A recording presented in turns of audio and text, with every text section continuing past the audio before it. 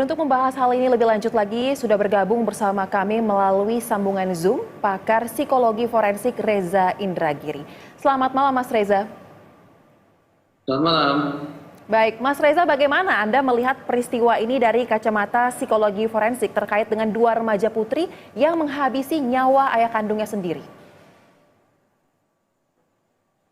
Sebetulnya berapa usia para tersangka pelaku ini? Kalau mereka masih berada di bawah usia kanak-kanak, maka suka tidak suka, sesuai dengan tuntutan dalam Undang-Undang Sistem Peradilan Pidana Anak, kita tetap sekian persen memandang mereka ini sebagai korban. Nah, kalau kita bersepakat atau mengamini isi undang-undang itu, maka sudah barang tentu profiling yang harus kita bangun kepada kedua orang ini tidak semata-mata terkait dengan criminal profiling atau profil orang-orang yang melakukan perbuatan kriminal, tapi boleh jadi pada saat yang sama kita harus membangun victim profiling, yaitu profil orang-orang yang terposisikan sebagai korban. Nah, saya tidak bermaksud untuk memberikan pemakluman sama sekali terhadap perbuatan pidana tersebut, tetapi sekali lagi konsekuensi dari Undang-Undang Sistem Peradilan Pidana Anak adalah kita tidak bisa memandang kedua orang ini murni sebagai pelaku pidana sebagaimana halnya orang dewasa, tetapi tetap harus konsekuen menyikapi mereka sebagai anak-anak yang notabene besar kemungkinan juga terposisikan sebagai korban.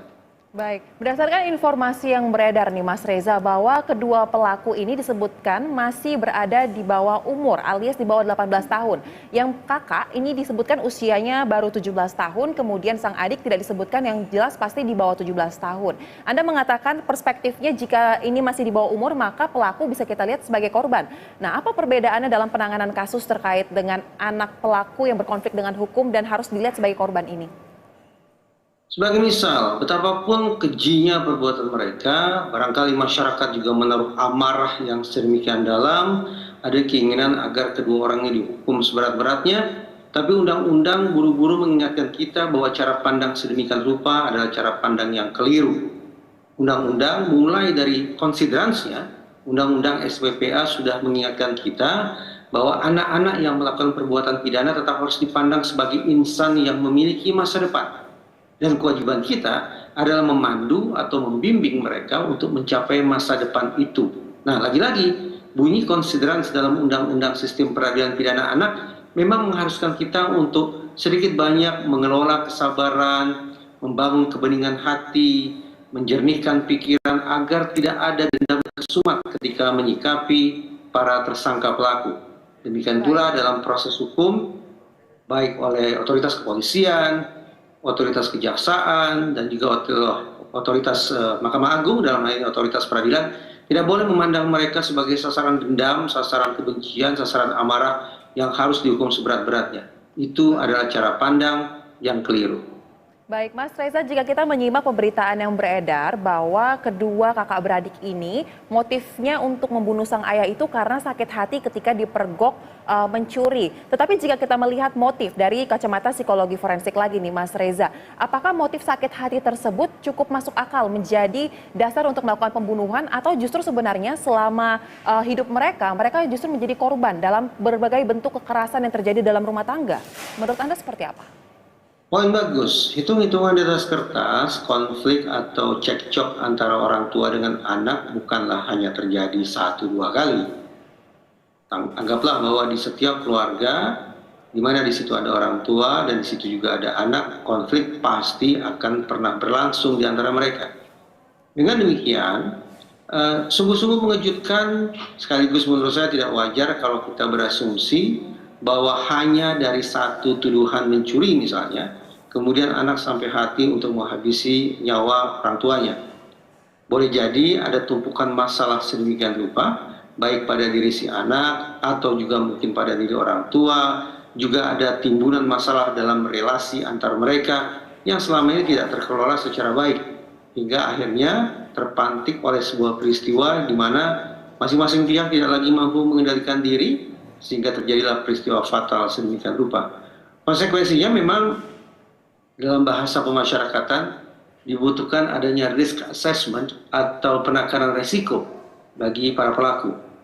Risk assessment semacam ini bermanfaat untuk dua hal paling tidak.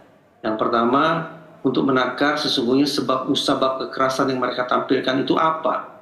dan penjelasannya saya perkirakan akan majemuk, akan lebih dari satu, dan menghidangkan kepada kita kompleksitas masalah, termasuk lika-liku emosi yang dialami oleh anak-anak yang sampai hati berbuat sedemikian berat terhadap orang tuanya. Itu manfaat penakaran risiko atau risk assessment yang pertama. Sementara manfaat yang kedua adalah untuk menakar seberapa jauh kemungkinan anak-anak ini akan kembali mengulangi perbuatannya. Nah, pertanyaan yang kedua ini akan memandu kita untuk berpikir tentang apa bentuk penanganan yang paling tepat bagi kedua anak tersebut.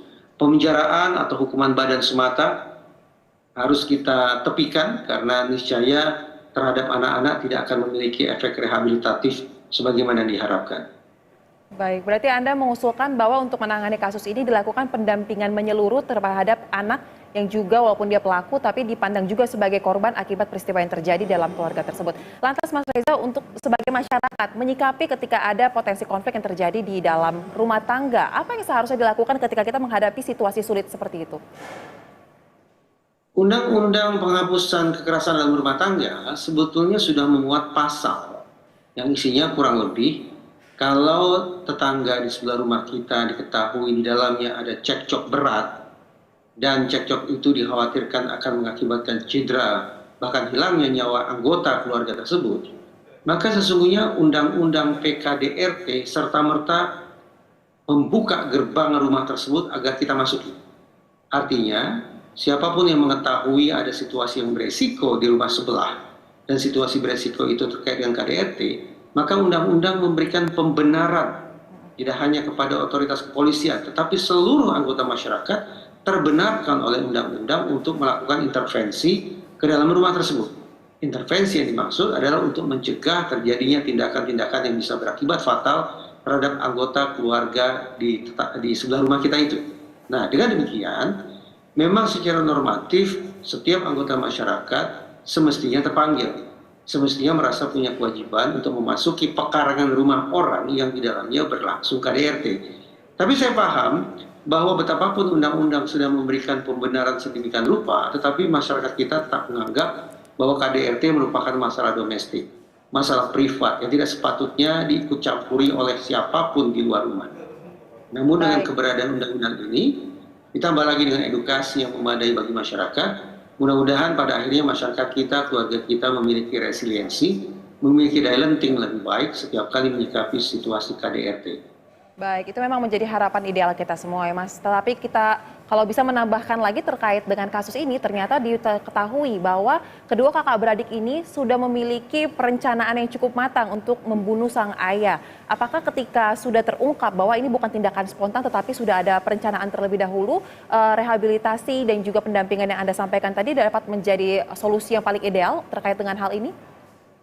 Rehabilitasi by default memang harus dikenakan kepada mereka. Bahkan satu poin yang barangkali ini bisa membuat banyak orang kecewa, bahkan mungkin tidak bisa terima, bahwa kalau kepada kedua tersangka itu dikenakan pasal pembunuhan berencana, maka pasal 340 memberikan ancaman maksimal berupa hukuman seumur hidup atau hukuman mati.